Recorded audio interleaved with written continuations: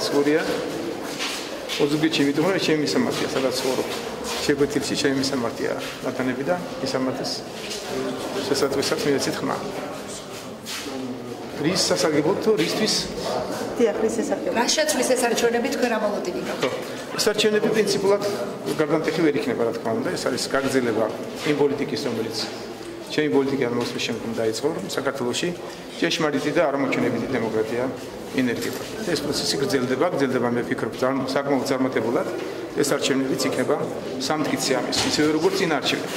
უცხოელები ძალიან ხშირად იხსენებენ წინა ორ არჩევნებს, რასაც მე არ ვეთანხმებ. წინა ორი არჩევნები არ გამოირჩეოდა დემოკრატიულობით. თქვენ გახსოვთ როგორი იყო საპარლამენტო არჩევნები, მე ვფიქრობ, რომ საპრეზიდენტო არჩევნები ძალიან ახლოს იყო ევროპულთან და ესე ხდება დღესაც, რომელიც უფრო რთულია და უფრო მრავალრიცხოვანია. მოგხსენებათ ძალიან ბევრი კანდიდატი ასარჩევი. ეს მოგცემს ყველაფერს.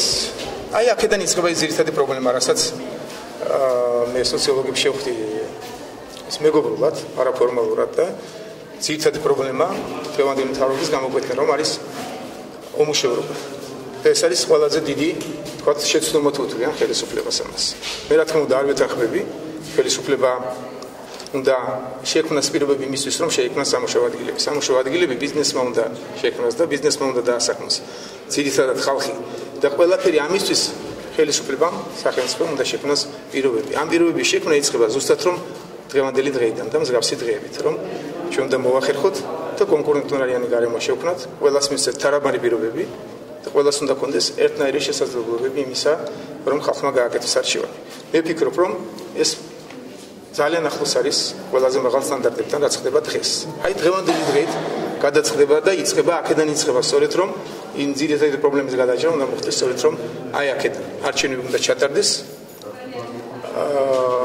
ყველასთვის თანაბარ პირობებში და მე არ მგონია რომ ის ვინც არ სპეკულიანტობს, ის ვინც ჭეშმარიტად აკეთებს განცხადებებს და არ ცრუობს, არ დაინახოს რომ საქართველოში დღეს ამის პირობებია და ვერაფერ ვერ დავეთანხმები იმას, რასაც დღეს ოპოზიცია აცხადებს, რომ თურმე 80 კანდიდატმა მოხსნა თავრობისგან ზეწოლებით, როგორ წარმოგიდგენიათ. ესე გამოდის, რომ ეს არჩევნები ყველაზე უარესია საქართველოს ისტორიაში თუ დაუჯერებთ ამ ციფრებს. ორი არასამთავრობო და ორი ტელევიზია ამას აფორმებს, მაგრამ ამით საქართველოს მოსახლეობას ვერ შეუცვლიან დამოკიდებულებას. არ დავა კონკრეტულად მაგას არ გავყვეთ დღეს. აი დღეს ნახავთ, რომ ესე იოლი არ არის ქართველი ხალხის მოტყუება. მუდამ ვამბობდი ამას და უგიჟინებდით ხო ძველ მთავრობას, დღევანდელ ოპოზიციას, რომ არა სიცრუით, არამედ სიმართლით. ჩვენ სწორი გზა უნდა ვაჩვენოთ და მხოლოდ სიმართლის ჭიდილში და უკეთესი გზების ძიებაში უნდა გადავჯაბოთ ერთმანეთი და არა სიცრუით გადავფაროთ სიმართლე. რასაც ვერ მოახერხებენ. ეხლა როგორ წარმოგიდგენიათ, რომ 80 კანდიდატმა თურმე იმიტომ რომ აშანტაჟობდა ხელისუფლება მოხსნა თავის კანდიდატურა. სულ დაუჯერებელია, თანაც აბა გაიხსენეთ მარნეულში რა მოხდა. როგორ დამელოდი ჯერ დავაკავშიროთ. იქ მართლაც იყო კითხვის ნიშნები ჩემთვისაც და ნახეთ როგორ ფაფარაშვილი ლომივით იბრძოდა უგულავა. ხო ნახეთ რა შვებოდნენ ნაციონალები. როგორ წარმოგიდგენიათ ეხლა თქვენ რომ 75 ნაციონალმა ესე უჩუმრად მოხსნა კანდიდატურა და ამ ლომივით უგულავა ვერაფერი ვერ მოახერხა და იქ დახარჯა თითოეული თავიზარის პრეზიდენტის კანდიდატიც მოიხსნება ბიზნესიდან.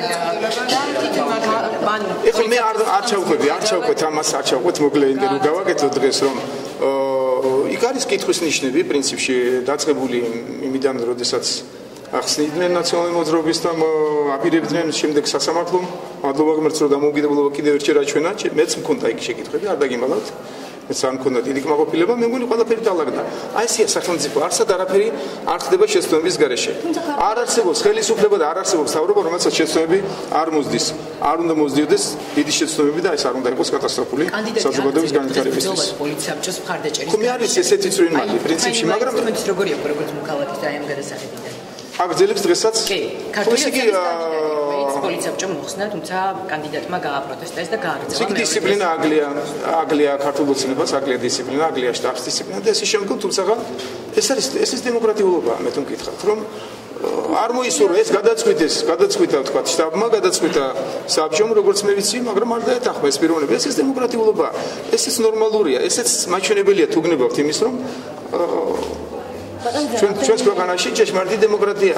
რამდენიმე შემთხვევა იყო, როდესაც ქართული εθნების კანდიდატების მიმართ დაისვა კითხვით ნიშნები იგივე ფოთის მერზე, რუსთავის მერზე. კი ბატონო და ამ კონტექსტში მეც არ მომწონდა, როგორც ვითარდებოდა პროცესები მაგრამ მიარჩევრეულ ვარ და კიდევ ერთხელ დაგვარწმუნა სასამართლო რომ ხელისუფლებით არ იმართება. და მე ძალიან გაყოფილი ვარ რომ ესე გადაწყდა. საჩხერებს არ ეწყინება თუ გეთელი გახდეთ. საჩხერე მაიცია, კარგად რომ მე ძალიან ყურს გვიგებ. მაგრამ ბიძინა პრეზიდენტის ადმინისტრაციიდან ანუ მაჭარბაძის გაშობასთან დაკავშირებით თქვენი პოზიცია მაშინ საზოგადოება მიიღლა თქვენ არ მოუწონეთ პრეზიდენტს არჩევანი მასთან დაკავშირებით რამდენად უკავშირდებოდა თქვენს განწყობას მისი გაშვება და ზოგადად მიმდინარე პროცესად როცა აი არჩევნებამდე 2 დღით არ იყო ჩამოსული ევროკომისიის პრეზიდენტი და არ იმყოფებოდა წენის წევრები და მე ხوارმა მომაწერებ მაგასაც რომ გავიშვი უბრალოდ თქვენი პოზიცია როგორია მიმდინარე პროცესებთან დაკავშირებით რომლებიც პრეზიდენტის ადმინისტრაციაში ვითარდება ბოლო დღეებში პირველ რიგში მე ამასთან არაფერი კავშირი არ მაქვს და მე ჩემს გამოსვლაში არ მიმინიშნებია იმაზე რომ რატომ მუშაობს მაჯავარიანი პრეზიდენტის სამსახურში.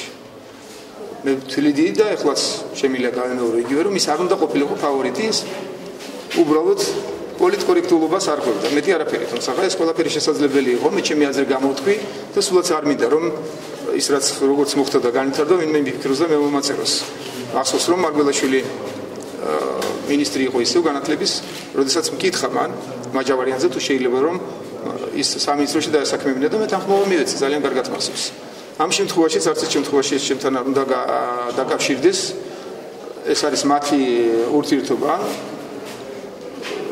და აქ არსად არ იკვეთება რომ მე გამიცი ანგარიში ან ჩემი განცხადების შედეგად არის. შემდეგ რატომ გაღიზიანდით, როდესაც პრეზიდენტის ადმინისტრაციაში დაიმართა? მე მხოლოდ ვამბობდი რომ ის არ უნდა ყოფილიყო ფავორიტი. ის არ უნდა ყოფილიყო სახე პრეზიდენტი. მხოლოდ ამას გამოვთხოვდი, ამაზე გამოვთხოვდი ჩემს პოზიციას და დღესაც შემიძლია დავაფიქსირო, ვამბობდი რომ უხერხულია, როდესაც მისი ძმა არის ძველი პრეზიდენტის ფავორიტი და ახალი პრეზიდენტის ფავორიტი ხდება ვანო მაჯავარიანი, მხოლოდ ამაზე მივანიშნებდი მე და იქვე თქვი თუ გახსოვთ ჩემს ინტერვიუში, თვითონ მიშა მაჯავარიანმაც რომ იმუშაოს მარგველაშვილის ადმინისტრაციაში მე ვერაფერს ვერ ხედავ.